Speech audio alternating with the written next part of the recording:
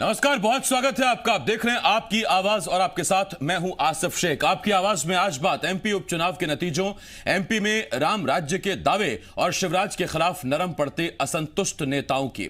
एक दिन पहले एमपी की 28 विधानसभा सीटों पर नतीजे आए तो बीजेपी को बड़ी जीत मिली। 28 में से 19 सीटें बीजेपी के खाते में आई। जीत के बाद कमलनाथ ने शिवराज को बधाई दी तो शिवराज ने कहा कि एमपी में राम राज लाएंगे। सवाल यह है, उपचुनाव की जंग में जीत के बाद क्या शिवराज की सारी मुश्किलें खत्म हो गई? सवाल यह है, इसके बाद अब कौन सी चुनौतियां सामने आने वाली हैं? ऐसे ही कई सवाल हैं जिनके जवाब जानने की कोशिश करेंगे। एक खास पैनल भी हमारे साथ जुड़ेगा, लेकिन आइए सबसे पहले एक रिपोर्ट देखते हैं।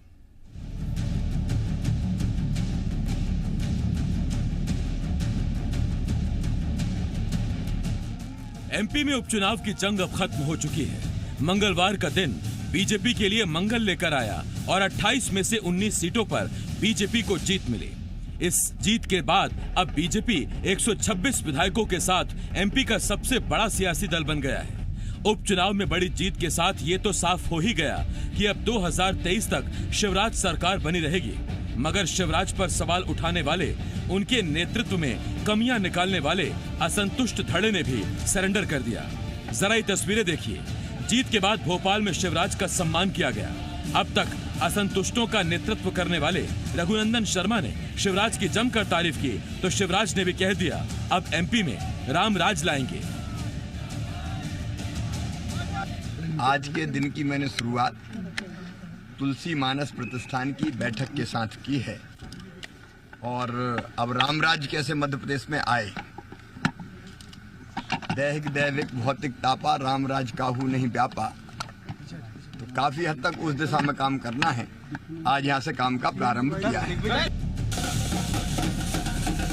बीजेपी की जीत के बाद क्या अपने क्या पर आए, हर कोई शिवराज को बधाई दे रहा है। एक तरफ जहां कमलनाथ अपने बेटे नकुलनाथ के साथ शिवराज को बधाई देने पहुंचे तो साथ ही उमा भारती ने भी जीत के पीछे शिवराज, वीडी शर्मा और सिंधिया की तिकड़ी को वजह बता दिया।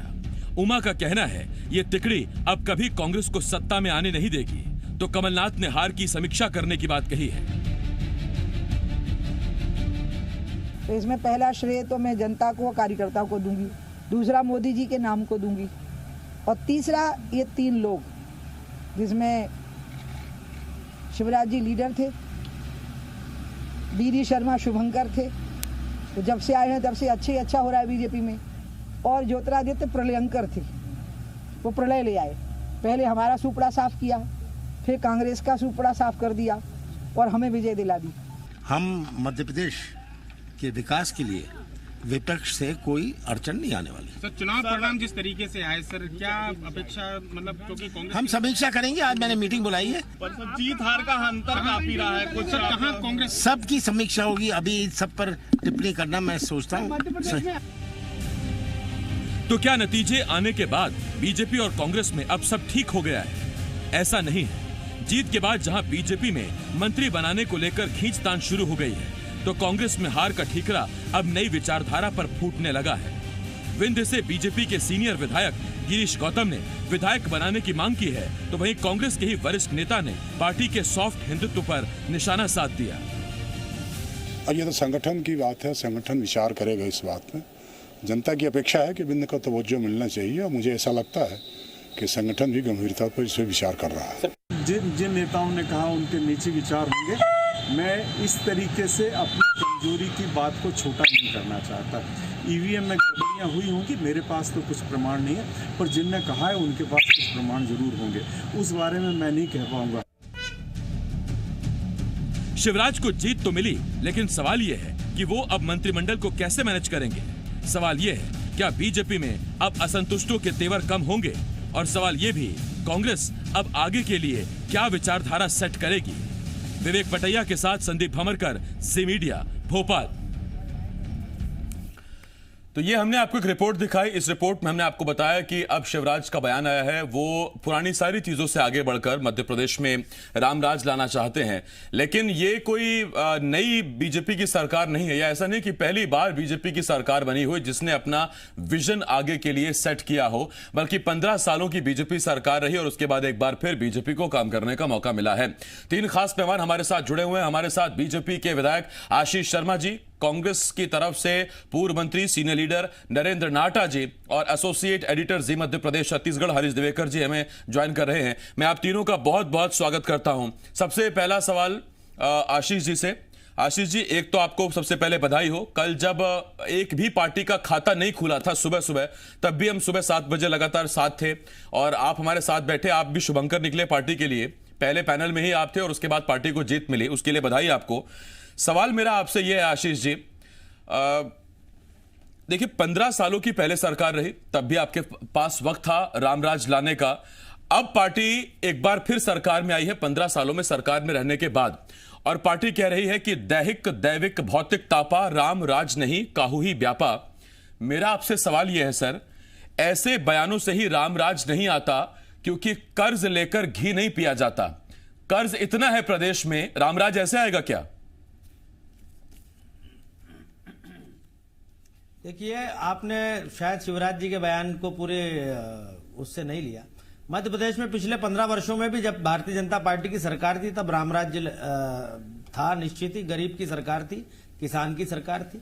जहां तक बात है, जब शासन व्यवस्था हमारे पास इतने लंबे समय तक रहती है तो उसमें और क्या सुधार हो सकते हैं, और क्या कमियां रह जाती हैं, और क्या जनता के कल्याण के लिए हम कर सकते हैं, ये माननीय शिवराज जी की भावना है। चूंकि कल एक बहुत बड़ी विजय मध्य प्रदेश से भारतीय जनता पार्टी को मिली है, इसलिए आने वाले समय में और जनता कैसे सुखी हो सके और कितने जन कल्याण के काम शिवराज जी कर सकें, इसके विषय में उन्होंने अपने विचारों को व्यक्त किया है।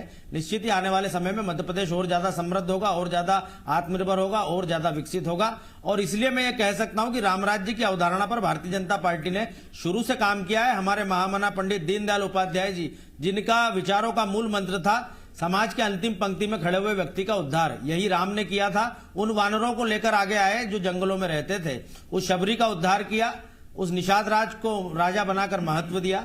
कहीं न कहीं वही भावना के साथ मध्य प्रदेश में शिवराज जी काम करना चाहते हैं। आने वाले समय में आप मानकर चलिएगा, कानून व्यवस्था की स्थिति हो, विकास का मामला हो, सब में मध्य प्रदेश की सरकार सर्वोत्तम काम करेगी। जहां तक बात है कि खजाना या उधार लेकर करना पड़ रहा है, खराब से खराब परिस्थिति जब हमें 2003 के बाद मध्य प्रदेश की सत्ता मिली थी, जब एक बीमारू मध्य प्रदेश हमको मिला था, उतनी खराब परिस्थितियां आज कमोबेश मध्य प्रदेश की नहीं है। आज मध्य प्रदेश को इस स्थिति से और आगे ले जाना है, और एक ऐसा नेता हमारे पास है, ऐसा मुख्यमंत्री हमारे पास है जिसे खराब से खराबतम परिस्थितियों में काम करने का। आशीष जी, देखिए वानर सेना, वानर का सवाल तो नाटा साहब के लिए रिजर्व है पहले से, वो मैं पूछूंगा। आज वैसे भी उन्होंने एक बयान दे दिया है, उस पर मैं उसके पास आऊंगा उनके पास। लेकिन आपसे तो मैं ये पूछ रहा हूं कि अगर वानरों का इतना ही सम्मान हुआ, इतना ही निषाद राज को सम्मान मिला और शबरी को भी इतना ही सम्मान मिला, तो 18 में फिर ये तीनों वोट बैंक आपसे पिछड़ क्यों गए थे? क्यों हारे आप? क्यों आपको निषाद राज का सम्मान नहीं मिला?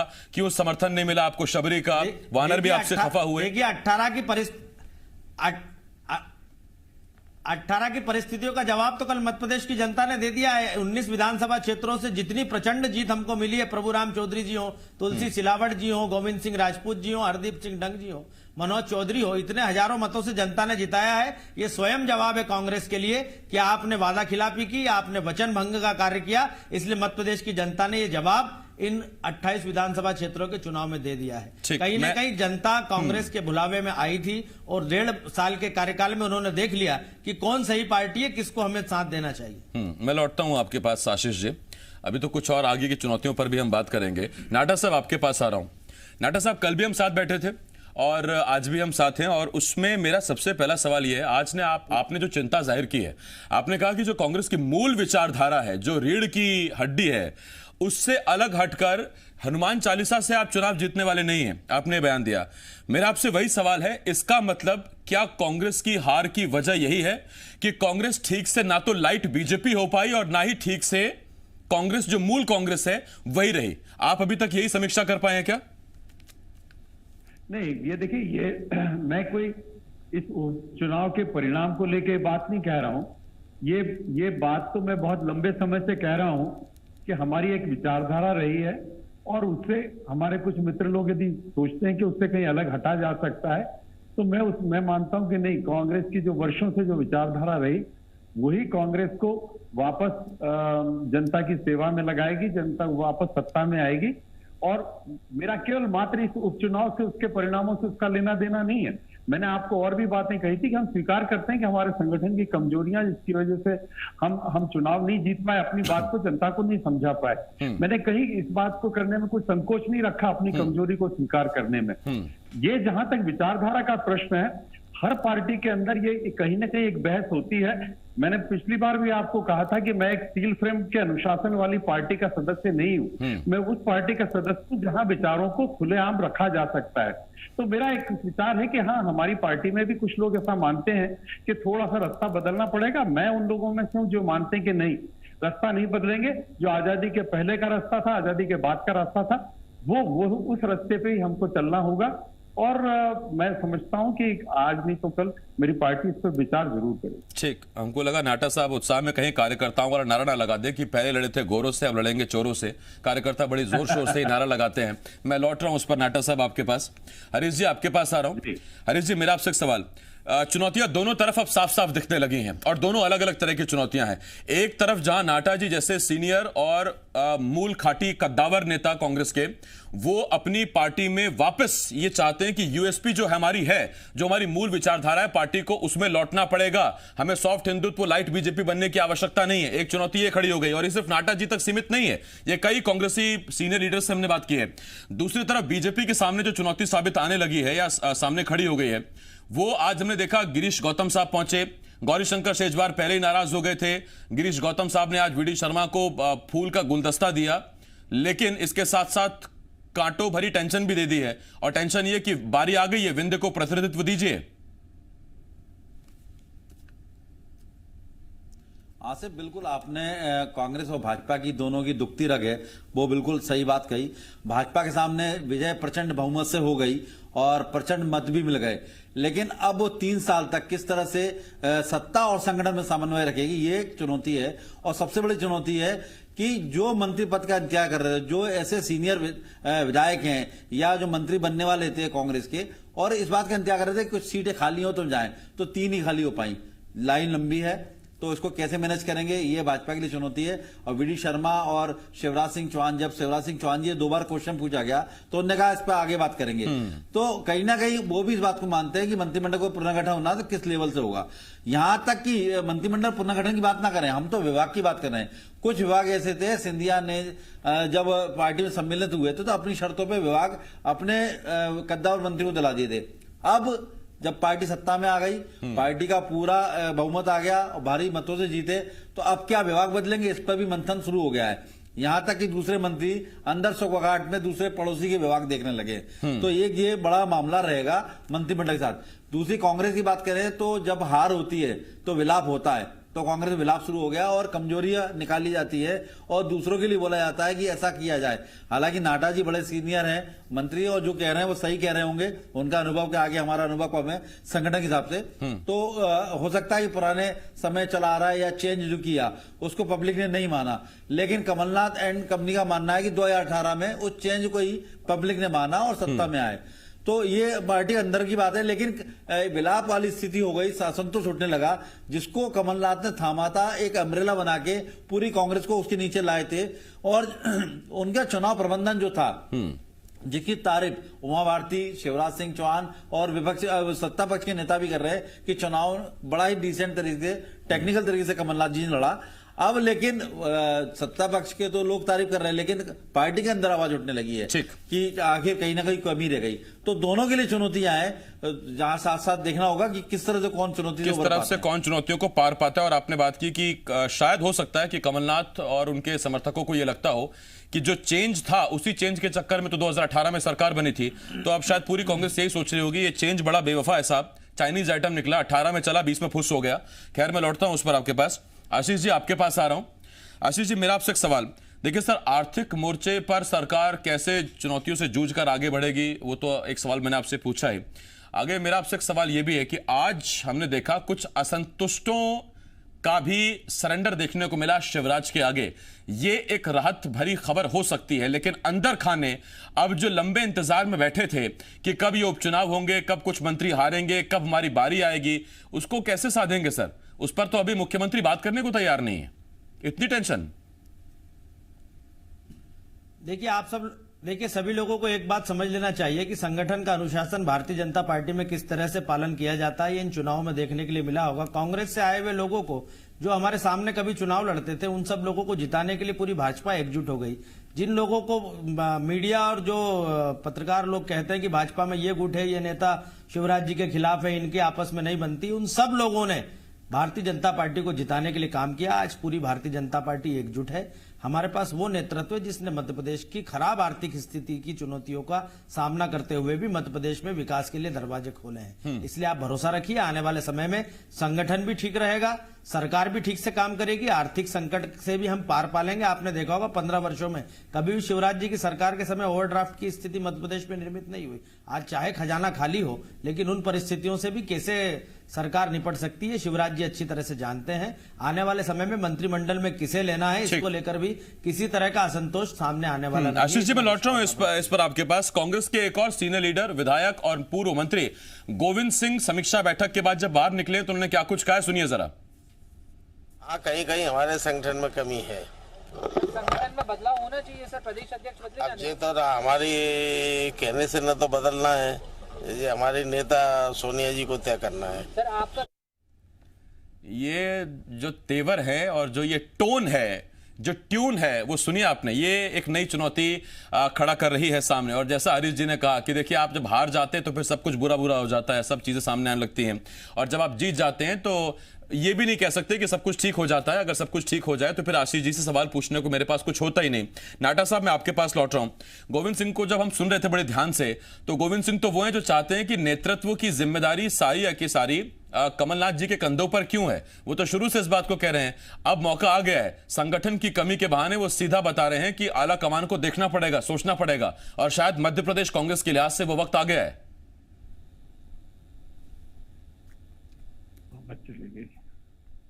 नाटा साहब, सुन रहा हूं मैं आपको, बोलिए सर। अब आवाज आ रही है आपकी?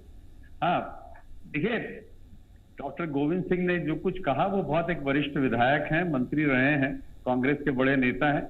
लेकिन मैं एक बात को हमेशा कहता रहा हूं, फिर कह रहा हूं आपसे, इन चुनाव परिणामों के बाद नहीं, इसके बहुत पहले से मैं बात कहता रहा हूं कि चेहरे बदलने से फर्क नहीं पड़ता, फर्क संस्कृति बदलने से, कार्यशैली बदलने से पड़ता है। इस बात से पड़ता है कि क्या विचारधारा पर कोई परिवर्तन लाना चाहिए। कांग्रेस एक ऐसी पार्टी है जहां भारतीय जनता पार्टी जहां गांधीवादी समाजवाद से को लेके आई और फिर उसको छोड़ दिया।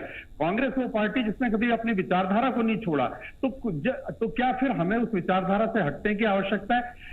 एक संवाद, एक बहस, कांग्रेस उसके लिए एक उपयुक्त मंच है, उसमें बहस होनी चाहिए।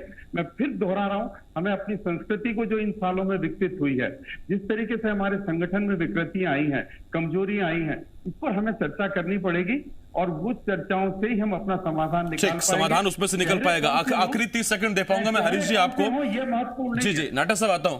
हरीश जी, अब देखिए, जैसा विभागों पर बात चल रही थी, उस पर सीधा सवाल मेरा ये कि हम जानते हैं कांग्रेस लगातार ज्योतिरादित्य सिंधिया को भूमाफिया बताती रही है, जमीनों के घोटाले, जमीनों को कब्जा करना, ये आरोप लगाती रही है। राजस्व गोविंद सिंह राजपूत के पास था परिवहन के साथ साथ, और गोविंद सिंह राजपूत सिंधिया समर्थक हैं, उनके साथ कांग्रेस छोड़कर बीजेपी में आए थे। ये विभाग अगर बीजेपी में ही किसी पुराने नेता को या किसी शिवराज समर्थक मंत्री को मिलता है तो क्या उसमें भरोसा नहीं? क्या एक बार फिर राजस्व राजपूत के पास ही रहेगा? और अगर भरोसा नहीं है तो फिर कैसा गठबंधन हुआ? और अगर भरोसा है तो फिर क्या फर्क पड़ता है कि राजस्व राजपूत के पास रहे या फिर किसी और मंत्री के पास?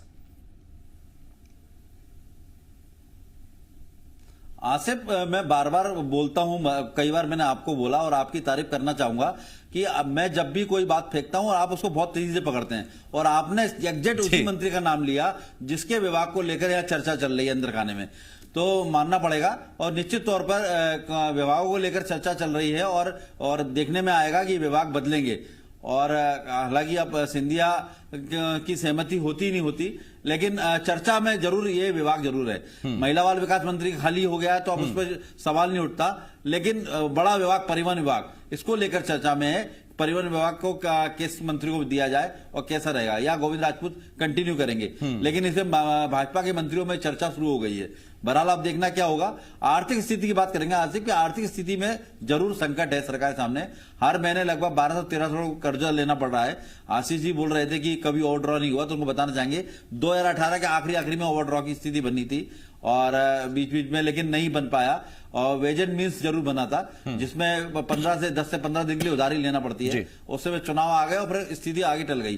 तो आर्थिक स्थिति अच्छी नहीं है, चाहे सरकार किसी की भी हो, पर जो सिनारियो है देश का, विदेश का और प्रदेश का, उसमें हालात बिगड़े हुए हैं। ये बड़ी चुनौती सामने इसे कैसे संभालते हैं, कैसे रामराज लाते हैं और कैसे होता है रामराज, ये बहुत दिलचस्प रहेगा। हमें भी इंतजार है।